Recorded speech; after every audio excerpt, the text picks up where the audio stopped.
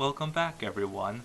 Today I want to explore the career of one of Japan's most famous and interesting authors, Sōseki Natsume, through a different angle other than his books.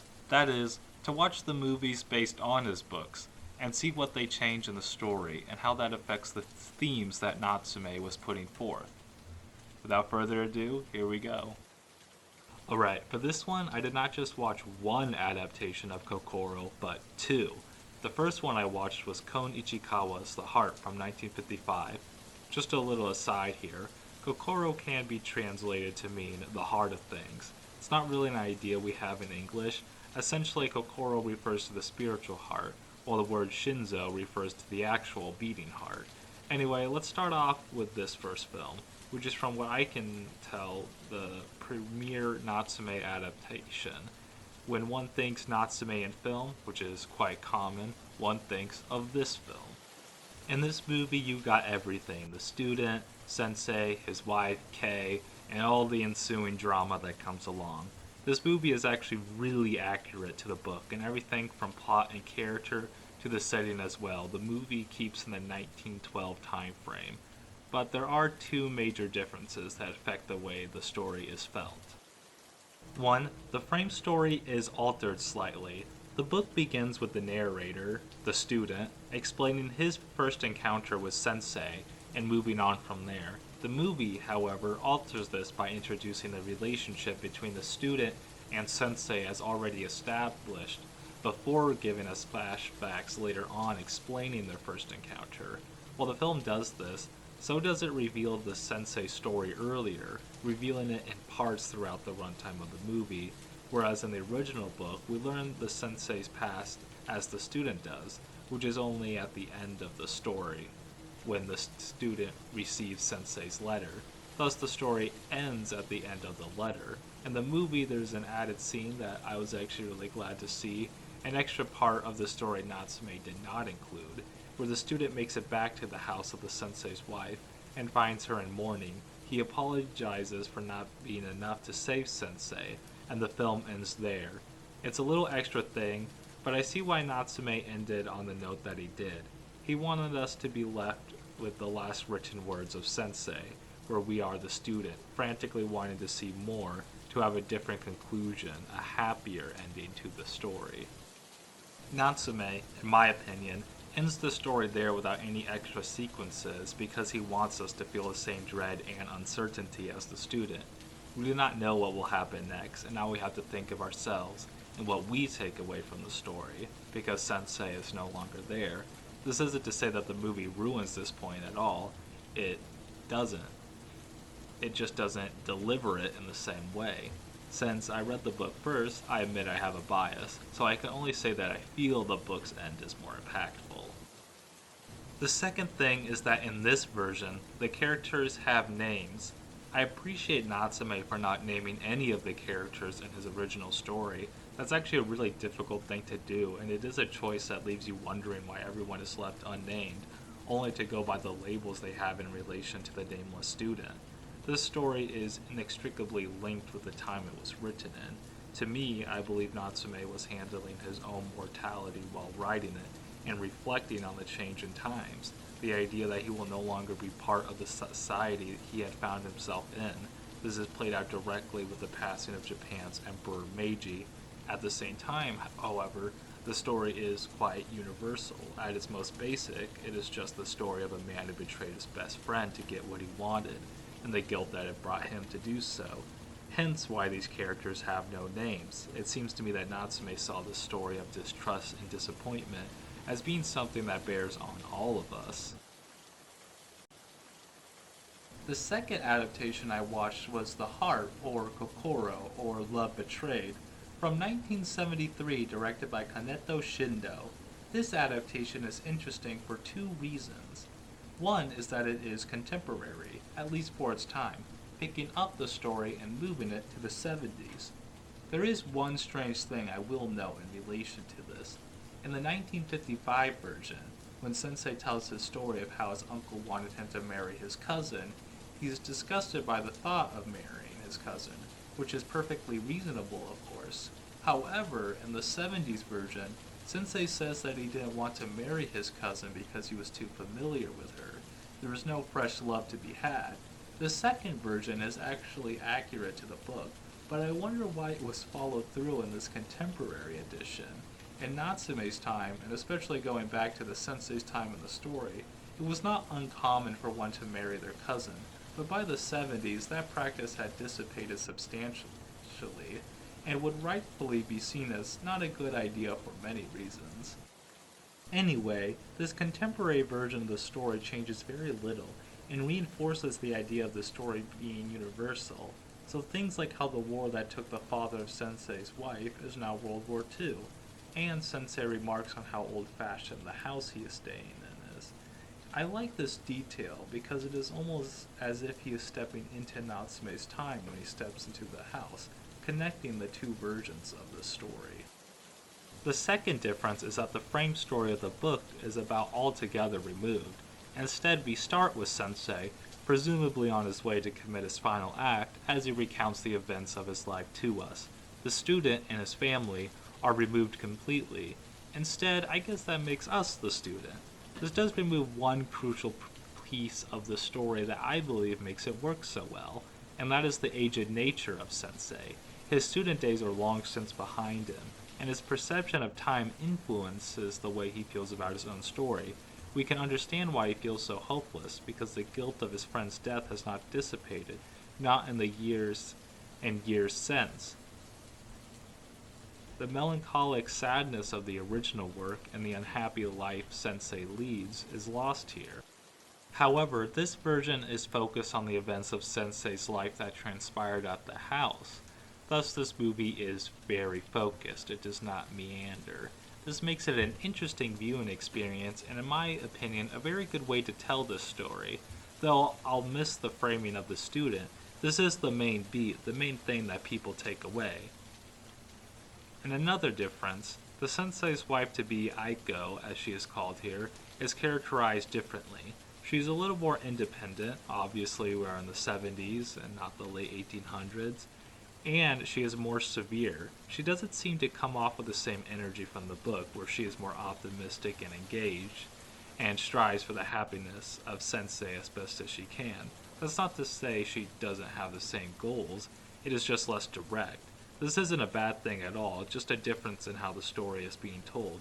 It does lead into the relationship between her and Kei, as she resembles Kei in personality more than she does Sensei, at least outwardly, making sense seeing how Kei falls for her, despite his commitment to remain alone and follow his own path.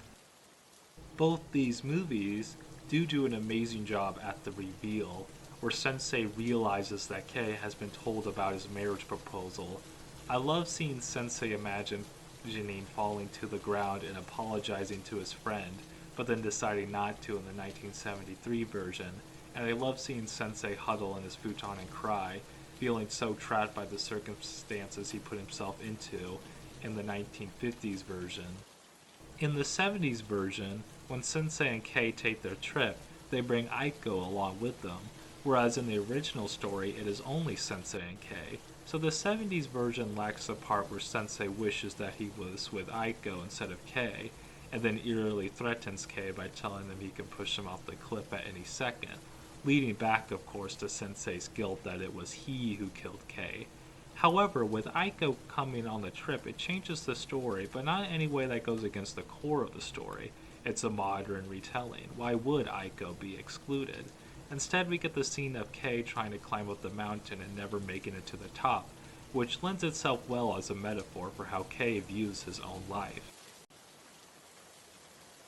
Both films investigate the idea of money and trust, present in the book too. Sensei's distrust of people stems from an experience where his uncle swindled his inheritance from him. Then, after his friend died, Sensei realizes that the own untrustworthy traits that became apparent in his uncle were present in himself as well, thus forcing him to reconsider who he is and how he views the rest of humanity. In the end, the only person he ever decided to trust again was the student. This enables him to break the cycle, yet he still felt the need to continue with taking his own life. This theme of reflection is less present in the 70s version, which doesn't include the wider frame story. so it is not delved as deeply into as the focus is different. There isn't any scene of Sensei warning the young student to get his inheritance in order. However, it does bring up what Sensei believed in, that his uncle was a good man. This is present in all three versions of the story I am discussing. The uncle got caught up with money, and thus it was not his nature, but an outside force that corrupted him. This grace is something that Sensei does not afford himself. He had no monetary incentive. Now, the 70s version does make a point of Sensei's continued wealth, that he doesn't have to worry or fight his way through life like Kei has to. Without this worry, he was free to pursue romance, making it so money is still connected to his life, yet Sensei still views this as a moral failure on his part in being unable to properly navigate the situation and selfishly leave his friend out of it. So, is money a corrupting force, or are humans just bad?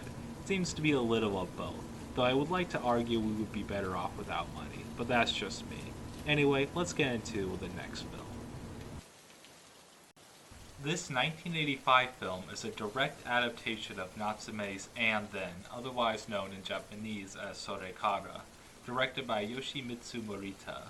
I have to say that all in all, this movie is a really faithful and direct adaptation of the novel in pretty much all of its aspects. It is one of my favorite books because I can really come to understand its protagonist, Daisuke. Daisuke is from a wealthy family, and thus he has no money issues. His father and his brother are giving him a monthly allowance so he can continue just kind of chillin'. By the time the story starts, he is already 30 years old. His family is a little impatient with him, but they don't mind, so long as he marries someone, which Daisuke's father has someone in mind. The daughter of a friend he is indebted to. Therefore, Daisuke carries resentment towards his family, but he keeps himself cordial enough during meetings with his father so as not to be broken off from the wealth. Now, one may be asking, this is all well and good, but why doesn't he get a job? For Daisuke, the reason is that he finds work meaningless, in the sense that he believes in education for education, whereas in the business world, education is only a means to an end. In the business world, everyone is only looking to increase their own wealth. Daisuke's reasoning is that so long as he doesn't need to work to survive, then he is fine. He can afford food and shelter with his monthly allowance. This is when Natsume really starts to shine through, highlighting the inherent corruptness in our for-profit system. In the book, this is played out with an incident occurring at a sugar company, which revealed a lot of businessmen and politicians engaging in corruption. Daisuke reasons that his own father and older brother were probably a part of this, and he doesn't necessarily hate or despise them, but he isn't too fond of them, definitely not fond of the system that they represent. Daisuke's father is someone who comes from a different time. He was born before the Meiji Restoration, and coming from a well-to-do family from the old regime, he still kind of sees people as strictly separated into their groups, where he gets to be one of the members at the top, essentially continuing on the way things have been, just with new labels. Daisuke even voices his discomfort with himself over the stories his father would tell of the old days. To Daisuke, being an educated person in this time of Japan was about dispelling illusions. To him, his father's view of life is just an illusion, as are many of the structures in Japan. The real trouble for Daisuke specifically occurs when he falls for his friend's wife, Michio. Her husband, we see, is not treating her all that well, and Daisuke realizes that he had always loved her, but had ignored his feelings for the sake of his friend in the past, and now regrets his mistake. Michio is quite ill, however, and the book ends with Daisuke getting his friend to agree to end his marriage with her, allowing Daisuke to marry her. However, his friend stipulates that he must wait until she gets better. Daisuke fears that Michio may die before he gets to see her again, and then his family catches wind of his actions, and they promptly cut him off from the wealth. That's where it ends. The end. The movie follows this through pretty much perfectly, though there is one detail I like that they left out, probably for brevity. It's that Daisuke's sister-in-law was able to scrounge up another month's worth of allowance for Daisuke so he can have another month as he searches for a new job. It's a pretty cool action on that character's part, especially since she's going against her own husband on this, but it isn't in the film. Another detail that I like is in the ending of the book that we really don't see played out in the movie. I'll just read it out here. Daisuke hurried in the heat, almost breaking into a run. The sun shone straight down upon his head. The dry dust covered his bare feet like powdered fire. He felt as if he were being scorched. As he walked, he repeated to himself, "I'm burning, I'm burning." When he came to Iidabashi Station, he got on a streetcar. The streetcar began to move straight ahead. Inside the car, Daisuke said, "Oh, it's moving! The world's moving!" loudly enough to be heard by those around him. His head began to spin as the train. The more it spun, the more flushed he became in the heat.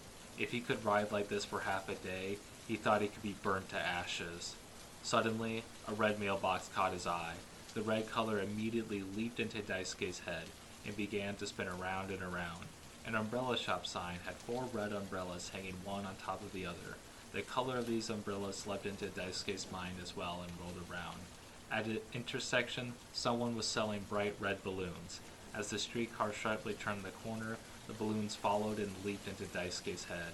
A red car carrying a parcel post passed close by the streetcar in the opposite direction, and its color too was sucked into Daisuke's head. The telephone pole was red. One after another, there were signs painted red. Finally, the whole world turned red, and with Daisuke's head at the center, it began to spin around and around, breathing tongues of fire. Daisuke decided to go on riding until his head was completely burnt away. Now, the movie does indulge itself in a little bit of unique imagery, like fireworks on the tram or multiple Daisukes looking up at the moon, so I don't fully see why the film ends with Daisuke walking away from his father's house. It would be hard to convey this chaotic feeling in Daisuke at the end of the story. He is disowned by his only family, the only woman he has ever loved may be dying, and now he has to find a job worth working in the system where his father cares more about his reputation than him and his welfare, or any consideration of his own son. And Daisuke, upon finding someone who actually loves him, may have to contend with living in a world that simply does not permit this kind of passive happiness. If one isn't working for something, then they are useless. Even if he does get married, his time will be spent working for her, not being with her. It's poignant stuff. Other than that, the movie sometimes switches perspective while the book is focused on Daisuke only, and I really love the costuming work done in this movie. Everyone looks really fly, and the directing is usually quite engaging and interesting to look at. Just a fun aside, but And Then is a part of a trilogy of books, kind of. It's a thematic trilogy, starting with Sanshiro, and then, and ending with The Gate. I highly suggest reading all of those. That encompasses Natsume's first trilogy, his second comprising To the Spring Equinox and Beyond, The Wayfarer, and Kokoro. Kokoro being one of the most popular novels in Japanese history, the one that I reviewed earlier. This next movie is a really interesting one. This movie is based off of Natsume's 10 Nights Dreaming, and each dream has a different director, with one dream having 2. Each segment of this movie varies immensely, but I actually really like it. I believe that overall this film really captures the spirit of Natsume's work, and really reinterprets his stories in an amazing and new way that is definitely praiseworthy. The dreams are ordered in this film as they are in the book.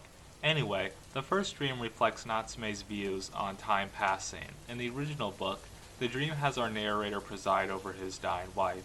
His wife informs that she will pass away, but will return to him after 100 years. The narrator buries her, and waits for an entire century on top of her grave, watching the sun rise and set every day. A flower grows from the grave and reaches towards the narrator, and I will read directly from the book here. At that moment, a green shoot appeared from under the stone, stretching up towards me at an angle as it grew. The shoot grew longer as I watched, stopping just as it reached my chest. Then, as the shoot swayed from side to side, the single long fin at its drooping tip softly opened its petals. It was a pure white lily right under my nose, so fragrant that I felt it in my bones. A single dewdrop fell onto it from above, making the lily rock back and forth under its own weight. I leaned forward and kissed its cold, white, moistened petals. As I straighten up again, I happen to see the dawn star twinkling all alone in the distant sky. I realized then, for the first time, that 100 years had passed. I think that the book carries this emotional weight better than the film does. There's the addition of this guy in a white suit acting all pervertish to one of the maids, and I don't think it really adds anything to this point. Now, in the movie, the husband burying her underneath all of his possessions, like his books and whatnot, is an interesting change. Like his own devotion to work is what is separating the two. Not to mention, the confusing time structure of the sequence really does a great job in creating a dreamlike atmosphere. The way that the characters are so strongly backlit too, so that their faces are generally quite obscured, adds to the loss of details that a dream possesses. I even enjoy how the camera pulls back to reveal that everything is a set. I believe this actually does well in reinforcing the feel of the dreams in Natsume's original work. Since this dream in the book starts with, "This is what I dreamed," it already admits it's fictional, and yet we are still engrossed with the happenings of the dream, as we still think it can reveal something deeper to us. The original work, in my opinion, invites us to ponder what we commit to and how long we are willing to wait for something while we ignore the rest of our lives around us.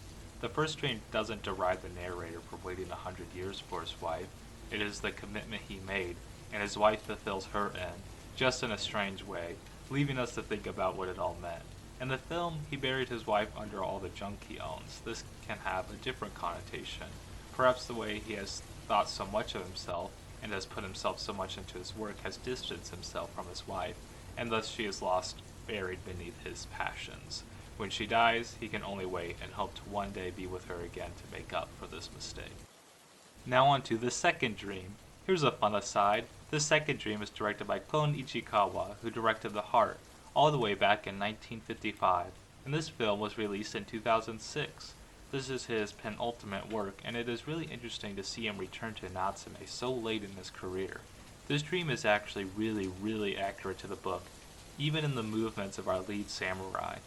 This dream is filmed in black and white, and I love that choice. It really brings me back to all the old Japanese films and sets it apart. It feels old-fashioned in the best way possible. Another thing that I enjoy is that it plays like a silent film. The characters' words and thoughts are shown on screen in text, rather than being heard audibly. This is really faithful to the book, as Natsume plays with multiple ways of having characters speak dialogue, in order to achieve that dreamlike quality of how people speak in the subconscious. So doing this in the movie is more than welcome. Anyway, this dream details a samurai who is attempting to reach enlightenment. He is angered by the monk who is with him, and plans to kill him after he reaches enlightenment. However, he has given himself a time limit. He must reach enlightenment before the clock chimes again at the next hour. He does not reach his goal, and instead decides to kill himself out of shame. Yet he is unable to do this. Now, the original work ends with the bell chiming again, and he had resolved to kill himself when this was to happen. Yet whether he follows through or not is unknown. We do know that the thought of it did make him very uncomfortable. In the movie we see him struggle with it before deciding not to, leading him to be chastised by the monk even more. It's an interesting dream, once again about the commitment to work and the fact that deadlines are unrealistic and do not conform to how humans have to work. At the same time, it presents someone who becomes overly angry at those around him, and at himself for not being able to reach the standards he believes he should have. This anger prevents him from reaching enlightenment, and they end up getting nothing done. That's the second dream. Now on to the third dream. This dream, in the original work, sees our narrator carrying a young child on his back. The narrator knows that the child is his son, but is confused at what he is doing. The child is blind too, and the narrator does not know why. The child speaks to him as if it were an adult, an equal. The dream ends with the narrator carrying the child into a forest and realizing that 100 years ago he had killed a blind man at the very same spot. The narrator, remembering that he is a murderer, falls into shock. The child he carries suddenly becomes as heavy as a Jizo statue. Now, the movie adds extra flair to this, and I really enjoy it. The narrator is now explicitly Natsume, who is in the act of writing the third dream. While he is doing this, he is beset by nightmares. We see too that Natsume is annoyed by his own children, and has a hard time dealing with them. His wife takes up the brunt of caring for them, and actually has another baby on the way. One night, as the couple is going to sleep, His wife explains to him a story from her youth, where she broke the head off of a Jizo statue. One of the children is awoken and begins crying, and Natsume, in a rare act of kindness towards his wife and children, actually takes it upon himself to comfort the child. He takes them out on a walk, where the story begins to resemble what it did in the book, this time with a new context. Now you may be wondering what a Jizo statue is. The Jizo is a spirit in Japan, a spirit that has renounced full enlightenment and peace in order to look after young children, mainly young children who have unfortunately passed on, and to take care of them. They are a very kind and gentle spirit. Back to the movie, Natsume takes the child with him, who for some reason has a weird mask on. I personally would have done this, but it's up to the director, not me. Anyway, Natsume takes the child to the forest, where he encounters a line of 7 Jizo statues. The child tells them that there are 6, while Natsume of course counts 7. Natsume takes the child further into the woods, where his memory returns to him. He had killed a blind child, his own child, years previous in the same spot. It is no longer 100 years ago, but now within the lifetime of the actual Natsume. Natsume then even says that the child was himself. These visions disturb him so much that he awakes again, back in his study. The screen suddenly changes to a title card, revealing all the children that Natsume had who died either at birth or not long after. It even says that one of his future children, in the time frame that this film takes place in, will die as well, adding that no one to this day knows the real reason why.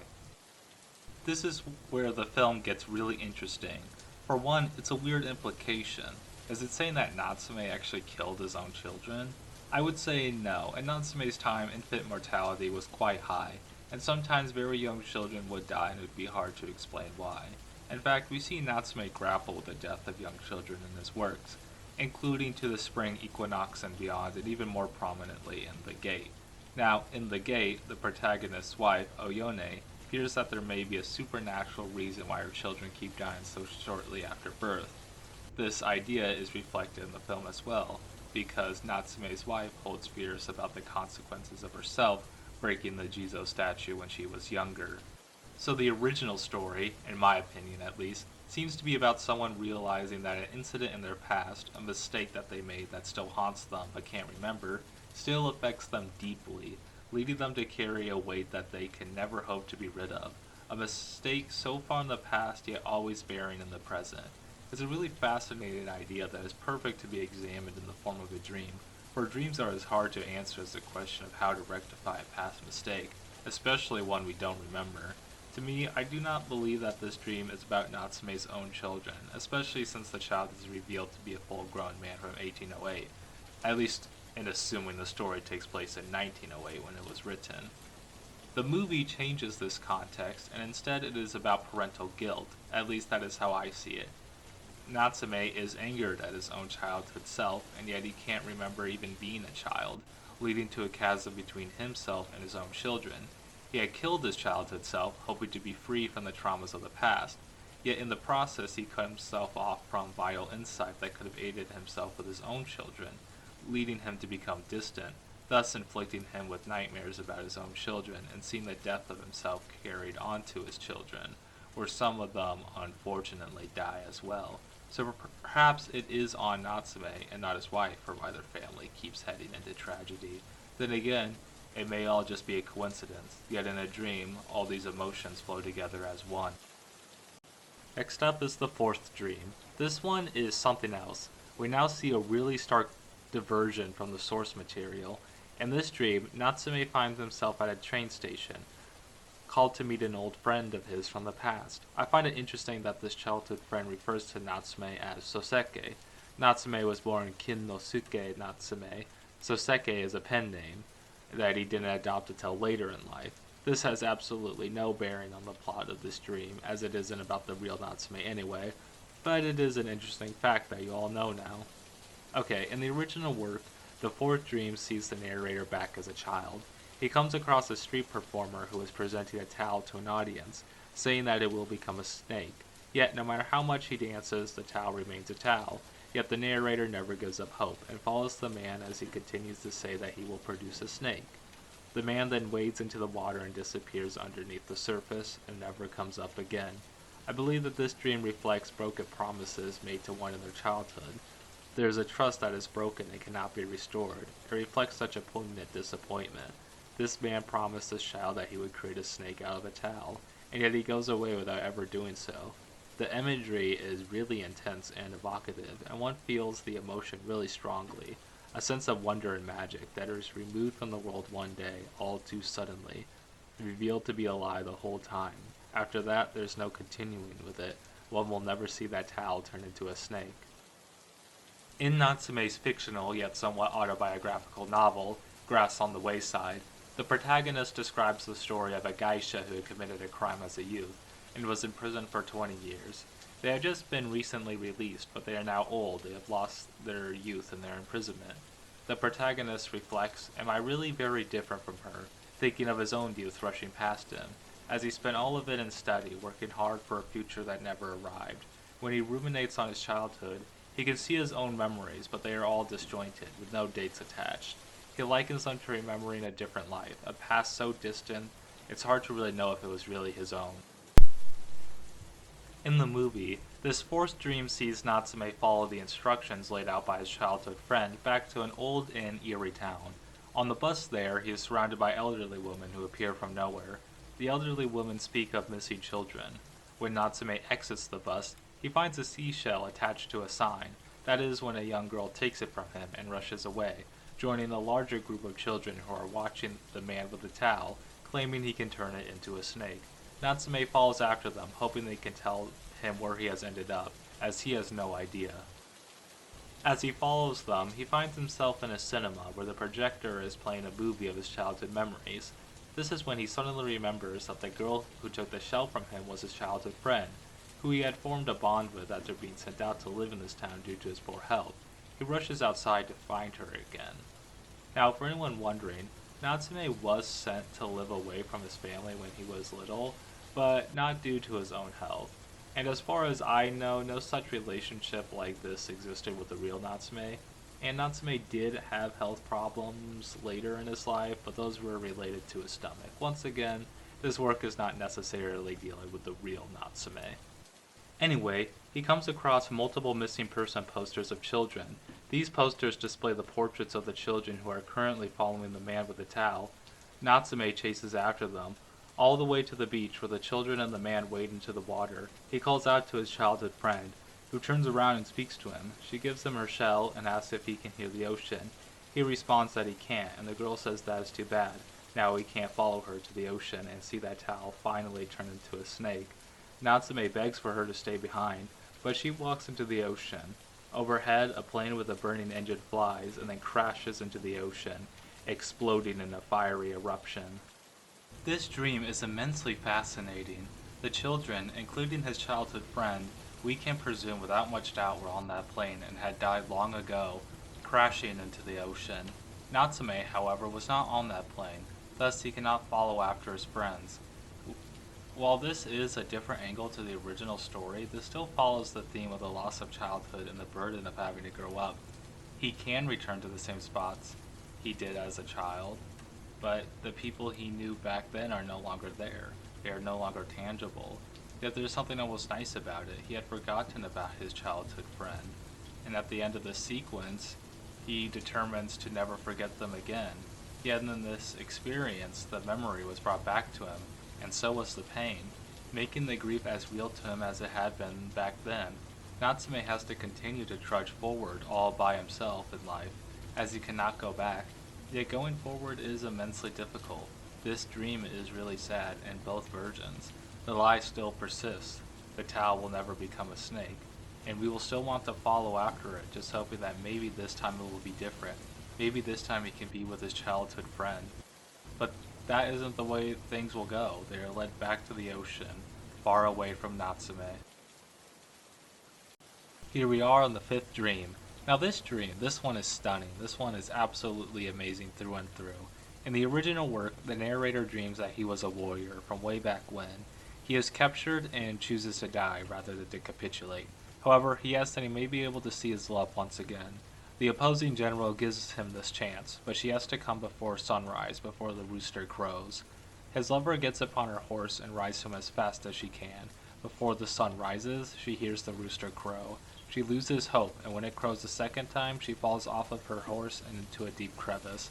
The crow, however, did not come from a rooster, but rather a spirit acting maliciously, so as to thwart the desire of the lovers. Now, in the film, things are a little different. Our lead woman is on her horse and running as fast as she can to the forest where her lover is currently traversing. As she approaches, we get glimpses of other happenings in her life. We see her awake in her bed and head downstairs, where she meets with a different man, who welcomes her back, yet his whole demeanor is off. Her child then greets her, a young toddler, but he is covered in blood. Then a mysterious creature breaks into the house, a humanoid that is bleeding profusely and howling, wrapped in bandages. They seem to only notice the woman and harass her, while the child continues to run around, screaming with delight. The woman, on her horse, knows that she must reach the forest before the rooster crows, or her lover will surely see what it is she wants to keep secret. The creature returns again, running with unnatural speed. The creature turns to her and mimics the cry of the rooster. Her lover, in the woods, comes across the grisly sight of a car accident. Out of the car steps out the woman. The other man, her former lover, is dead. She finds her child, who is deceased as well. The woman, the version of her on the horse, makes it to the scene and sees that all has been revealed. She suddenly awakes again and heads downstairs to see her husband at the table eating. She sits across from him at the table. That is when the creature stumbles into the room and sits next to her. She asks her husband if he minds, and he says no. Another, similar creature then enters the room and sits next to him. He asks if she minds, and she says no. So the film version of this dream still evokes the same idea. She has to do something so she may say the version of herself she wants her husband to know, before it is too late, before the rooster crows. Yet it is herself who sabotages her, who cannot keep this tragic event of her past a secret. It is a desperate attempt to stop it, but a fruitless one. What the story ends up being is actually just somewhat hopeful. Her ugly past is revealed to her husband, but at the same time her full self is revealed to him, with nothing left to hide. She is free. The husband, seeing this, invites his own terrified side to make itself present. Now they are both open to each other, more than before. Their attempts at suppressing their former lives was causing them turmoil and anguish at the thought that they may be thought of as lesser if the other ever found out. But once they do see each other as they really are, they do not mind at all. Maybe this can be interpreted as being less happy, and at the end of the day, losing a child is never going to be a win, and that is not my argument. My argument is that they can live with each other easier if they are willing to actually show their true selves to each other. So while these monsters appear terrifying at first, they actually ended up being good for them, just not in the way one would expect. It was their so-called ugly side that freed them, that tore the bandage off. This dream was really intense and scary, yet so poignant that it will stick with me. This is an extra message not present in the original, and that is nothing against the original work, as this wouldn't exist without it. The original work is still a poignant piece about one's desires being stripped away by outside forces. Whether or not those outside forces are malicious or not, it still affects one. A failure that couldn't be controlled. It's just that the failure in the movie leads to some place unexpected. The sixth dream in the original work tells the story of the narrator, who finds that the Buddhist sculptor Unkei is alive and is working on some wood carvings. The narrator goes to see this and is impressed by the works, and decides that it may be possible to make these pieces himself. Here's what he finds. I chose the largest piece and began to carve away vigorously, but unfortunately I did not find the benevolent king inside, nor sadly did I find them in the next piece I chose, nor the third. One by one, I carved up every piece of firewood in the pile, but the benevolent kings were nowhere to be found. Finally, I realized that the benevolent kings simply were not buried in Meiji trees. With this, I more or less understood why Unkei was still alive. The movie actually follows this pretty closely plot-wise, except that Unkei shows up and busts some funky moves. His wood carving is then comically exaggerated. He only has to hit the stump twice with an axe for the carving to come out. This does reinforce the point that the carvings exist within the wood themselves, though. I have to say, this left me bewildered, but I loved it. There's a mix with this one. Everyone present in this dream seems to be from a different time period, and this is the second dream to be in black and white.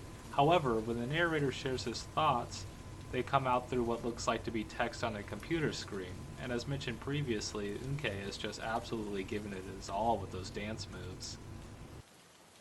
The original dream comments on the separation of culture, questioning what the actual through line of time is, in my opinion at least. I get this interpretation because Natsume posits that it simply is impossible to do what Unkei did in his time in the present day, because the cultures and the demands of the day are different. Natsume believed, as we see him comment in his theory of literature, that what he called geniuses were people that were ahead of their times, already at the next cultural moment, while everyone was still left behind, thus being the first there and bringing everyone else with them. It should be noted that Natsume did not believe that cultural progression was inevitable, nor did he believe that the tastes of people in the past, present, or future could be better than the other, as he found that to be relative. And one can certainly disagree with this idea of what a genius is, but one can see what Natsume is saying by viewing it with that framework. There can't be another Unkei, because Unkei has already happened. He appeared above the horizon all the way back then and brought his artistic works to the world. No one is going to be Unkei at Unkei's game, not after Unkei. Thus, his spirit lives on. Unkei does not die. And I believe that this film still does question what our relationship to the past is. What is Natsume to Unkei? What is the line between the two of them? What is Unkei to this movie? The Meiji Restoration saw Japan become so different to what it was before, and this movie was made in the early 2000s, almost 100 years after Natsume's time. Japan is no longer its past self, meaning the same carvings are unable to be made. The Seventh Dream. This is one of my favorites. In this dream, the narrator finds himself on a ship that he has no idea how he got on, nor does he have any idea of where it is going. When he asks the people working on board in what direction they are heading, they all seem confused by why he would even ask such a question and dismiss him outright. The narrator questions his entire existence and falls into crushing loneliness and boredom. He enters the saloon one day to see a woman playing piano with a man, yet he disregards this. He leaps off the ship, hoping that death will find him greater freedom. While he sinks, he realizes that he actually wants to live, that he would rather have stayed on that ship, not knowing where he is going, rather than lose his life altogether. The story ends with him watching the ship emit black smoke as it drifts away from him. Now, in the movie, the dream is actually pretty accurate. What is different, however, is the aesthetics. The original story, while easily applicable to the entire idea of life, was probably working as a commentary on the Meiji Restoration as well. Japan was now in new, uncharted waters and was heading towards some indiscernible place. The ways of the past that dictated people's lives, while strict, were comforting in that at least one knew where they were heading. Now everything was different, and one could either enjoy themselves in the saloon, distracting themselves from their lack of knowledge, or they could leave altogether. At least that is the binary choice the narrator seems to believe at first, but this couldn't be further from the truth. In this movie, this is the only dream not to be live action. Instead, it is 3D animation. I personally really love the look and art style of it. The animation is unfortunately not as smooth as it could be, though I am beyond forgiving as this is almost 20 years old and I'm not aware of the time or budget this segment had, and that surely factors in. Regardless, it is still impressive. What is added is that the narrator gets an added conversation with the girl before he sees her in the saloon, thus increasing their connection further than the original work. Now, I will say that in this segment, all the dialogue is spoken in English. I imagine that obviously the intended audience are people from Japan, and thus they would be reading the Japanese subtitles. I cannot read Japanese very well, so I had to rely on the English spoken dialogue. So if there's any meaning present in the subtitles that doesn't necessarily come through in the spoken dialogue, I may have missed that. Anyway, the protagonist, seeing the woman happily playing the piano, becomes happy for her, yet he is unable to find solace in his situation and jumps from the ship as before. This time, however, his yearning for life saves him, and he transforms into a massive glowing fish and leaps out of the water over the ship. There, the woman looks above at him with joy. This dream feels to me to be a celebration of life and the desire to live even if a solid reason is unable to be found. This dream carries the same message as the original work did, though I do like the deeper connection the narrator and the woman receive in this version. Now we are on to the 8th dream. This dream in the original work is kind of hard to explain, but essentially the narrator goes to a barbershop where he just explains the sights around him. It may even be seen into other people's minds before he himself goes outside to see a goldfish vendor who remains never moving. In this dream, things become very interconnected and disjointed at the same time. It is very intricate and hard to make sense of. In this way, I think the movie does an amazing job at catching the spirit of this dream. It doesn't follow the original work for the most part, but still captures the completely out of place and surreal nature of a dream. It starts with a boy pulling just a massive worm out of a lake. He takes this worm home, and his mother says that he cannot keep it, despite his protests. Then the grandpa of the house shows up, walks past them, and then ends up walking in a completely different house. He sluggishly gets into bed as images of dogs flash upon the screen. He eats a bite out of what I think is a steamed pork bun, before putting the rest behind his pillow and remarking how delicious it was. The dream then takes us back to the real Sōseki Natsume, who is not sure of what he wants to write for his 8th dream. He gets dressed in a white suit and goes outside, where on the other side of the street is the goldfish vendor. Then, out of the sky comes the giant worm, which lands between the two of them, as if asking if we forgot about it, and then the segment promptly ends. This is the most dreamlike of all the dreams, as it really captures the surreal nature of one, especially in how nonsensically the plot advances, and how those things at the start of the dream just disappear and then come back out of nowhere. I really don't know if there is a message to this dream, but I like it. At the very least, it presents us with a lot of situations we have found ourselves in over our lives, except now with impossible and sometimes ridiculous variables added on top. The fluidity of this dream is something to be admired. Now to the penultimate dream. This dream is actually really close to the original version. The only major change is that the setting is now World War II. I find this interesting in that I always felt that Natsume's stories and anti-war attitudes would lend really well to the Second World War. I was intrigued to finally see this played out. The dream follows the story of a mother who takes her young son to a shrine every single day to pray for the safe return of her husband, who is now at war. Her prayers are relentless, and she keeps it up for the whole day, hoping that she may somehow be able to save her husband. While she does her rituals, she keeps her son tied up to a post so he doesn't wander away. This is all for naught, as it is revealed her husband had died in the war, unbeknownst to her. In the movie, there are some extra details added. For one, the son could see his father in the war if he looks through the shrine doors, and there are added conversations between the husband and wife before he goes off to war. This ends with the wife pleading so desperately for her husband to stay that she tears up his draft card. This culminates in a scuffle where the husband falls down the steps and dies. Blood seeps from his head and soaks into the torn up remains of his draft card. Now, the son was able to see his dad in war and saw him possibly die a different death. So maybe this scuffle is more metaphorical, or maybe it didn't happen, and the boy is seeing visions of an alternate version of events, one that still ends with his father's death. This does come with the implication that the mother knew for certain her husband was dead, and that may explain why her praying was so feverish and dedicated, as she had no other idea what to do. The film's version ends with the mother realizing the full suffering she has put her child through, and unties him before leading him away from the shrine. Anyway, we see that the parents' relationship was tenuous, and that the father lacked complete loyalty to his wife. In the end, the mother decides that she must relinquish herself to the present, to the immediate needs of her son, and not to her husband, who is no longer of this world. We did it! The last dream of Natsume's story. This one I have a complicated relationship with. I actually really enjoy the original dream. In the original dream, a man named Shitaro, who is actually referenced in Dream 8, spends his pastime creepily admiring women on the street. One day, he encounters a woman who asks for help carrying a basket of fruit. Shotaro readily agrees to this. He embarks on a long train ride with the girl. It takes him to the top of a cliff. There she tells him that he must jump, and he refuses. She says that if he doesn't jump, he must be licked by a pig. Shotaro absolutely hates pigs, so he spends his next 7 days defending himself against the onslaught of pigs attempting to lick him, until eventually his strength gives out and he is licked by a pig. He collapses on the spot. He returns to the town later and in bad shape. There he is warned that it may not be good for him to be doing so much women watching.